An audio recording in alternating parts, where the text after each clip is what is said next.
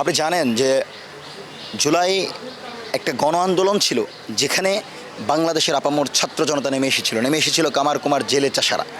এই আন্দোলনে যেমনভাবে পাবলিক বিশ্ববিদ্যালয় অংশগ্রহণ করেছে, ঠিক একইভাবে প্রাইভেট বিশ্ববিদ্যালয় গুরুত্বপূর্ণ ভূমিকা রেখেছে।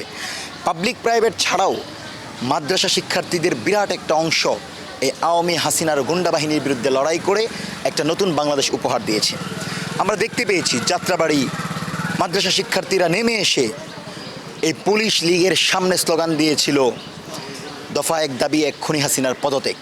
একইভাবে বিএনএস সহ গুরুত্বপূর্ণ জায়গায় আলিয়া মাদ্রাসার শিক্ষার্থীরা, বিশেষ করে তামিরুল মিল্লাতের শিক্ষার্থীরা নেমে এসে পুলিশের বিরুদ্ধে প্রতিরোধ গড়েছিল। সুতরাং সেই প্রতিরোধ দিবসটা হচ্ছে মাদ্রাসা রেজিস্ট্যান্স ডে। আমরা ইন্টারিমের সময় সেটার খুব ভালো আয়োজন দেখি নাই, কিন্তু তারেক রহমান যেহেতু আমাদের সরকার, জনগণের সরকার, আমরা আশা করব এই সরকার ঐতিহাসিকভাবে মাদ্রাসা রেজিস্ট্যান্স ডে পালন করবে। আমরা মঞ্চ 24 থেকে অনুরোধ করব মুক্তিযোদ্ধা মন্ত্রণালয়কে, আপনারা কওমিদের একটা অংশ নিয়ে বসেছেন কিন্তু আলিয়া মাদ্রাসার কাউকে নিয়ে বসেন নাই। দয়া করে তামিরুল মিল্লাত, দারুন নাজাত সহ উল্লেখযোগ্য যে সকল প্রতিষ্ঠান আছে তাদের ছাত্র প্রতিনিধিদেরকে আপনারা ডাকেন, এবং তামিরুল মিল্লাতের 5 জন শহীদ যেই প্রতিষ্ঠানের ছেলেরা নেতৃত্ব দিয়ে বাংলাদেশকে স্বাধীন করেছে, সেই প্রতিষ্ঠান যে দলেরই হোক, আমি মনে করি সেটা জুলাইয়ের প্রতিষ্ঠান। সুতরাং জুলাইয়ের এই নেতৃত্বদানকারী প্রতিষ্ঠান তামিরুল মিল্লাত, দারুন নাজাত সহ সকল আলিয়া মাদ্রাসার প্রতিনিধিদের সাথে বসে কওমিদেরকে অংশগ্রহণ নিশ্চিত করে সম্মিলিতভাবে আপনি একটা রোডম্যাপ দেন যে আমরা মাদ্রাসা রেজিস্ট্যান্স যে ঐতিহাসিকভাবে করব, যেখানে আমাদের প্রধানমন্ত্রী, জনতার প্রধানমন্ত্রী তারেক রহমান উপস্থিত থেকে শুনবেন কিভাবে আমার এই দরিদ্র মেহনতি মানুষরা এই আন্দোলনকে সফল করেছিল, কিভাবে মাদ্রাসা শিক্ষার্থীরা নেমে এসে পুলিশের সেই বন্দুকের সামনে, টিয়ার গ্যাসের সামনে, কামানের সামনে দাঁড়িয়ে স্লোগান দিয়েছিল, ইনকিলাব জিন্দাবাদ, মুজিববাদ মুর্দাবাদ। সুতরাং যারাই বাংলাদেশকে নতুন আজাদির স্বাদ দিয়েছে, সেই তামিরুল মিল্লাত, দারুন নাজাত, কওমি প্রত্যেকটা প্রতিষ্ঠানকে নিয়ে তারেক রহমানের নেতৃত্বে সবচেয়ে বেশি অনুদান দিয়ে যেন এই সরকার মাদ্রাসা রেজিস্ট্যান্স ডে পালন করে আওয়ামী ফ্যাসিজমের যেই মাদ্রাসা অবহেলা করার দৃষ্টিভঙ্গি ছিল সেটাকে উড়িয়ে দেয়।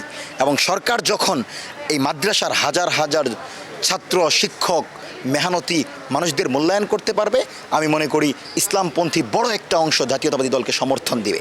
সেজন্য যে কোনো মূল্যে মাদ্রাসা রেজিস্ট্যান্স ডে পালন করতে হবে।